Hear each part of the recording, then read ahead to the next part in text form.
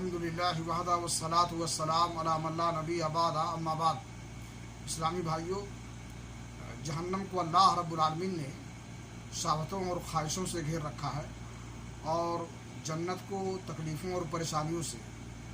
صحیح مسلم شریف کی حدیث ہے، اللہ کے نبی جناب محمد رسول اللہ صلی اللہ علیہ وسلم نے فرمایا، خفت النار بالشہوات وخفت الجنت بالمکارہ۔ یعنی انسان اور جہنم کے درمیان انسانی شہوتیں اور لذات آڑ اور رکاوٹ ہیں۔ جب انسان شہوتوں اور لذات میں پھنس جاتا ہے تو اس کا معنی ہے کہ اس نے آڑ کو پار کر لیا اور جہنم میں داخل ہو گیا۔ اور انسان اور جنت کے درمیان مصائب و آلام، احکام اور فرائض اسلام کی ادائیگی جو ہے آڑ ہے۔ اگر انسان ان کی ادائیگی میں صبر و تحمل کرتا ہے اور ان تکلیفوں کو برداشت کر لیتا ہے تو گویا کہ جنت کا راستہ اس کے لیے کھل جاتا ہے اور وہ جنت میں داخل ہونے کا مستحق ہو جاتا ہے۔